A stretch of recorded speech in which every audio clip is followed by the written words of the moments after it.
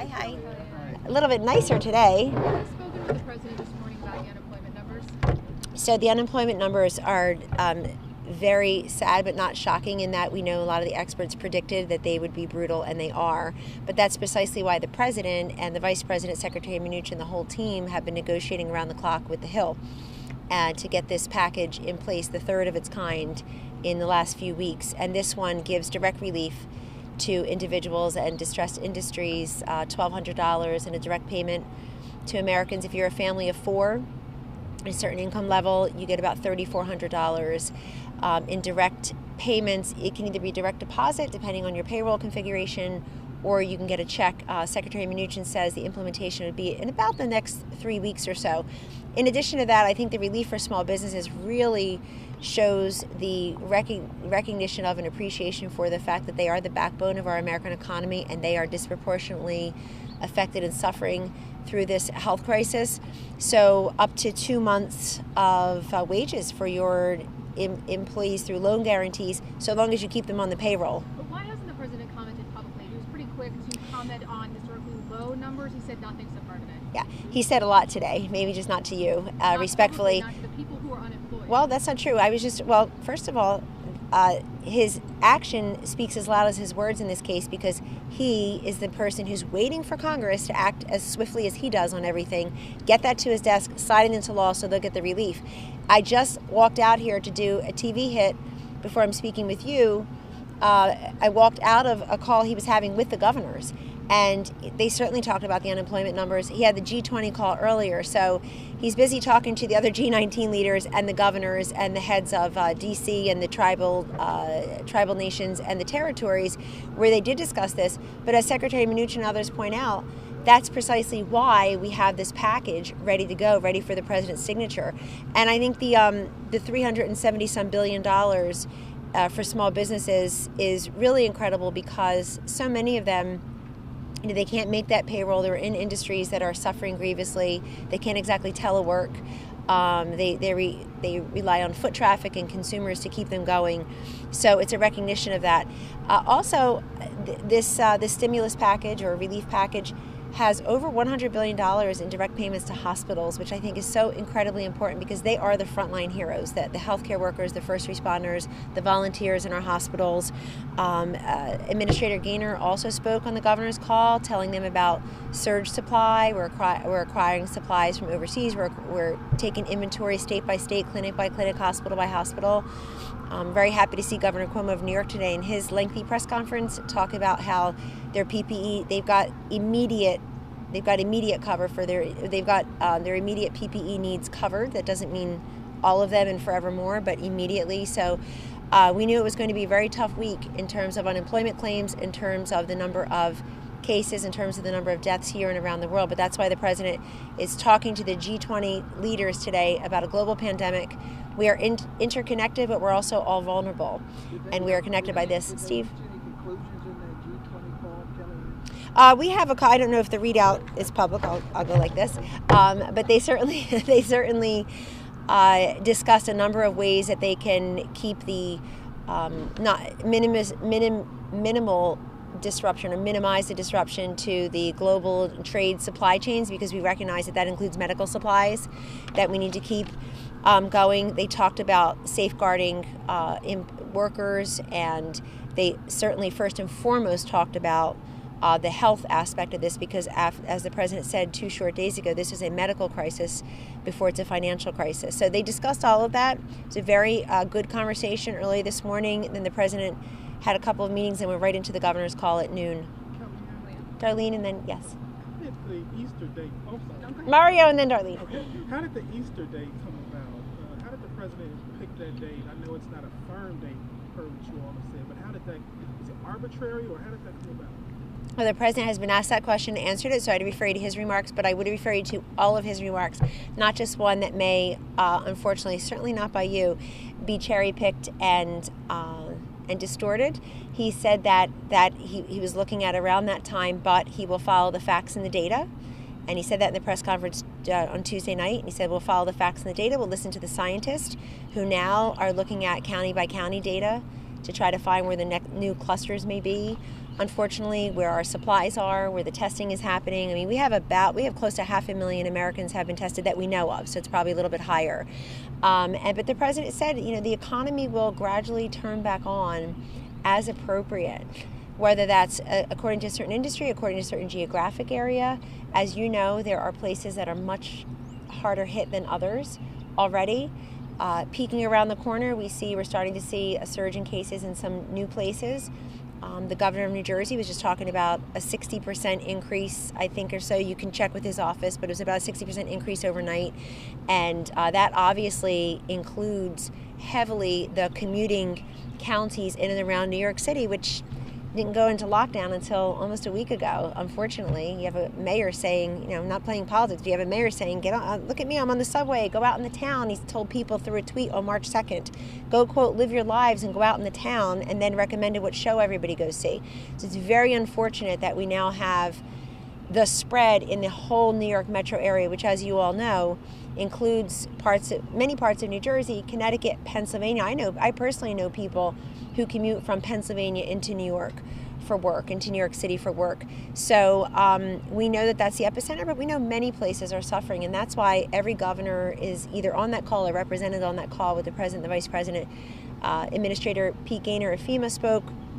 Dr. Debbie Burke spoke, Secretary Mnuchin spoke, probably other people spoke, but I had to come out here.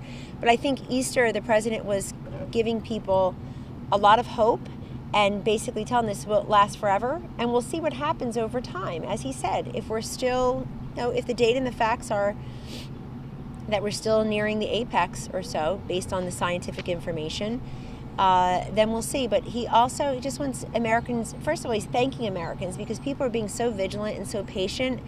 And I think unlike many crises, people really feel like they're part of the solution. They can do the hand washing hygiene, they're doing the social distancing, they're hunkering down, and they're listening to their own governors and localities that sometimes have a different and somewhat more restrictive, I think about a third of the country I read, a more restrictive protocol in place right now to slow the spread.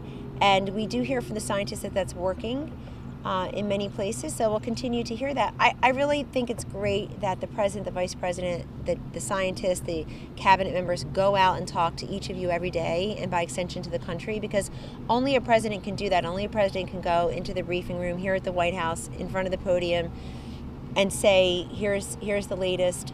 But the president did make clear that we'll revisit that over time. Oh, Darlene, I'm sorry, I promised Darlene, and then...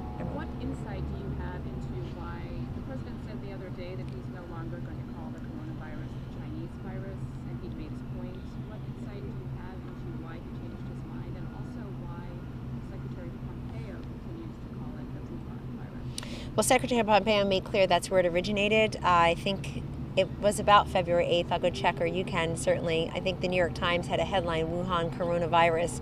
So I know people have new ways of explaining it, but let's not forget February 8th, 2020 was not 10 years ago. It was about a few weeks ago. So let's just be honest about what different people were calling it at different times and how that changed on the dime. I think that we say COVID-19, coronavirus, the president says Chinese virus, Secretary Pompeo wants to remind everybody. I think that he's been Secretary Pompeo has been very active on the disinformation, what he sees as a different disinformation campaign, and reminding everybody where this started is a global pandemic.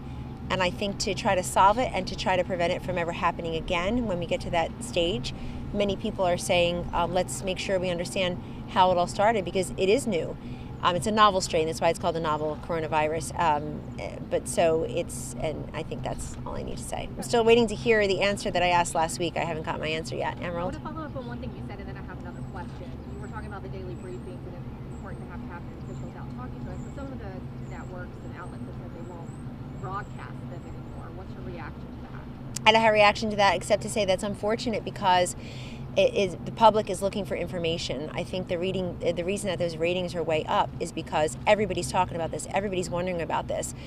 People are trying to get information. And when the president has updates that talk about, for example, yesterday, I believe his opening statements talked about the New York metro area. He talked about, it was either yesterday or the day before, he talked about how many N95 masks had been deployed and where, how many surgical masks, how many gloves or gowns, and that could have been Administrator Gaynor as well. But we're trying to give facts and figures so people understand what the surge supply looks like and where the hardest hit areas are. So I guess it's a decision they'll make, and they'll just go back to a bunch of people from their homes on Skype. Some were fluid at that than others, by the way, who really aren't health experts by and large. They were collusion experts, then they were impeachment experts, now they're coronavirus experts. I would say that there's great benefit to hearing from the president, the vice president, and members of the task force. And if you see the scientist standing there and the doctor standing there next to the president, the vice president, there's a reason they're standing there. They stand there as a team. And then one more question on Joe Biden. So were we talking about phase Who? 4? We're talking about a phase 4 package, right? Joe Biden said yesterday that could include Green New Deal policies. Would the president ever sign a stimulus package that had Green New Deal additions? Well, that's Joe Biden speaking on behalf of a Democratic Party that has fallen so far to the left that they tried to sneak the new Green Deal. Some of them tried to screen Green New Deal, New Green Deal, Old Green Deal into this package. And they got caught doing that because when people say, I need relief, I'm out of work, my small business is about to go under, we all know it's through no fault of their own. There's been disruption everywhere. So the idea that people would play politics and try to use this as a Christmas tree to stuff ornaments on it that are their liberal projects was highly disappointing, but it was called out last week, and I think it got great attention. Thank you for amplifying it for those who did. And I mean, that's just Joe Biden hoping, I guess, that the Democratic Party is still paying attention to him. Joe Biden has a Democratic problem, as I told the Washington Post this weekend, which is that he's got the Democratic governors of the two largest states, Gavin Newsom and Andrew Cuomo, collaborating with and complementing the White House's efforts, the administration, and the president's efforts. So, but I'll leave the politics to later. That's just such an odd thing to say from the converted recreation room in Wilmington. You probably, sorry if you talked about this at the top, but 3.3 million people filed for unemployment. I did talk about it, yeah. Could you just, I'm sorry, I missed That's part okay. of that. Secretary Mnuchin said that those numbers aren't relevant right now. I know he was basically making the case that this is going to get worse, but people are also getting help. But could you just talk a little bit about... Yeah, but that is exactly what he meant. The people are very relevant, and he's been working as hard as anybody, Secretary Mnuchin, over the course of about a week, round the clock through the weekend, with the speaker, with the leader, with members of both parties, and I think that's how we got to a 96-0 Senate vote yesterday, Yamish, and I think it's how we're going to go to the president's desk tomorrow with the third package in the last couple weeks alone. And this one really goes to the heart of the small businesses, the hospital workers, the hospitals themselves, $27 billion or so for other replenishing our critical supplies, vaccine development. So there's a great deal of good in there. And Secretary Mnuchin was making the point that that those folks are going to get help here in this package. Those are terrible numbers. Those were expected numbers. But that's exactly why we tried to get ahead of it by having this package ready to go. And I don't know what's been taking so long. The president has had his pen in his hand for a very long time. So let's get that on his desk tomorrow. He said just said to the governors, it gets to my desk, I sign it. And Darlene had that question about the idea of like what the thinking was behind President Trump not using the term Chinese virus. I just answered it how I could. Yeah, how best I could. But I have noticed that a lot of the media who were saying that, and Wuhan, and hey, are you Peter Navarro on Broken Thread? I don't have my own IFP yet. Saying that he just changed his mind. No, I didn't say he changed his mind. I said that it's been called many different things, but what it is a global pandemic. And I think that's where the focus needs to, I mean, I'm here to talk about what's in the bill and how we're helping people. So we can keep on going back to that, I guess, if you want to, but it feels small to me compared to the fact that a lot of your colleagues in the press were calling it the Wuhan coronavirus. I have the headlines on my desk if anybody needs a refresher. And number two, that no matter what we call it, the solutions have to be there. That's why the President of the United States was on the phone early this morning with the G20 leaders, the other G19 leaders, and then a couple other meetings with his team, and then right back at it with the nation's governors, tribal leaders, territory, and DC heads. And that's what's most important. I think we got to get to the solutions here. Kellyanne? I'll get to you. He said he's going to sign the bill if it's what they say it is. It would pass the Senate last night 96-0. I know some people would like to make some changes to it. Maybe that'll come in a fourth iteration. Maybe that'll come overnight. But I think they're also, they being the Speaker, and let me say happy 80th birthday to Speaker Pelosi. That's incredibly impressive. God bless you. And so if it comes to his desk tomorrow, he said he's going to sign it. Kellyanne? Yes. The Canadian foreign minister just said that her government is strongly opposed to a U.S. plan to post troops on the borders. What's behind putting troops on the Canadian border? Well, you'd have to ask her what she means by that. I mean, we had a great joint statement last week, or I think it was last week, with Canada, and then later with Mexico. Obviously, commerce and trade will not be disrupted. People who commute from Canada and Mexico into the United States every day for work and are essential or critical workers who are still at work, not telecommuting, they will continue to be able to do that. So I'd really have to dig into that, but I don't know if she's. CBP can't. Pardon? CBP can't handle the situation because of the pandemic. Well, I wouldn't read into that, although I know that those folks are overwhelmed because obviously they've already been overwhelmed in so many ways and doing a fantastic job. And frankly, all these first responders, whether healthcare workers, CPB, first responders elsewhere, volunteers, they are risking their own health to do this. And that is what I think of first and foremost when I think of them. Anyone else? Yes. Can you just talk a little bit about what life is like, social distancing in the West Wing? Are people working from home? What has that been like? What details can you provide? So most people I see are around. Most people I see are around. Yes. Most people who are who I would expect to see here, I see here. And we are social distancing when we're in the situation room and the overflow rooms for the task force meetings, for example. We have a couple seats between each of us. And I just had a couple meetings this morning in my office where the person was sitting all the way the other end of the table. And I think it's just become more natural, as it is probably for you. And that's important. It's important, A, because it's CDC guidelines.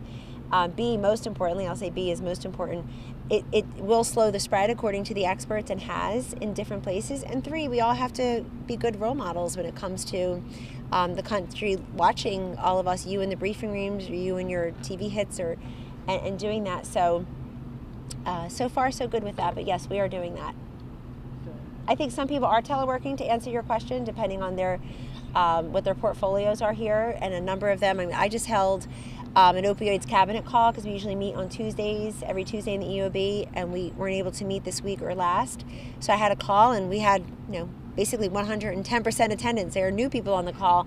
So people are working, they're at their desk saying, the rest of our work goes on. What else can we be doing? Make sure we're meeting deadlines that are out there, for example. And in the case of that issue, not that you asked, but making sure that we're delivering medication-assisted therapies through telemedicine or through to people's doorsteps the way food delivery is. We're doing that with some of the pharmaceutical deliveries so they don't have a disruption or interruption in what they need to be in recovery. As the president looks toward reopening the economy as soon as possible, are there particular business leaders, investors, economists that he's leaning on for advice or input?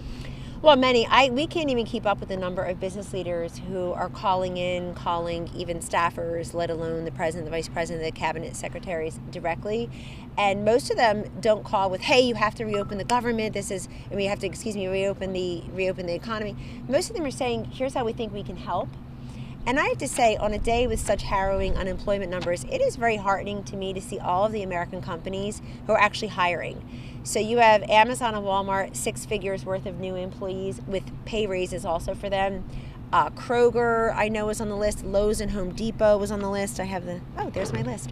And I think maybe the VP will talk about this a little bit later too. But Papa John's, Dollar Tree, CVS Health. I mean, it's really terrific that people are, at a time when people are very nervous about the economy, obviously, and people are suffering employment disruptions in an unprecedented way, that you have people who are hiring. We hear every day from folks saying, hey, you wouldn't have thought that we have masks, but we do, and here they are.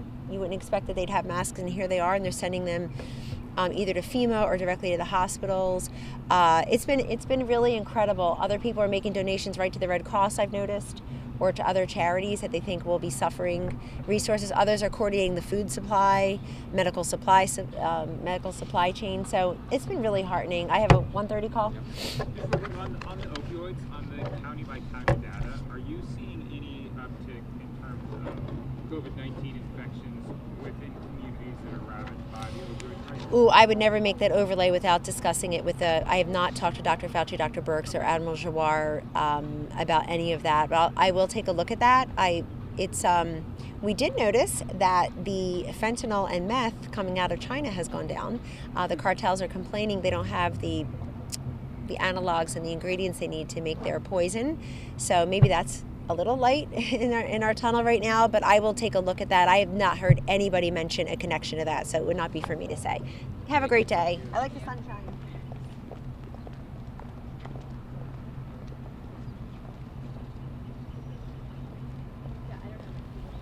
All right, folks, thank you so much for joining us and choosing us as your news source here at Golden State Times. If you liked our coverage, make sure that you subscribe and you click the notification bell if you are new. President Donald Trump is having a press conference from the White House today live. It should be linked to the top of the comments. I'm also going to be putting it up on your screen. It's interactive. Just click on it. They'll take you to the video, to the live stream, and make sure you set the reminder, give it a thumbs up, and share it on social media.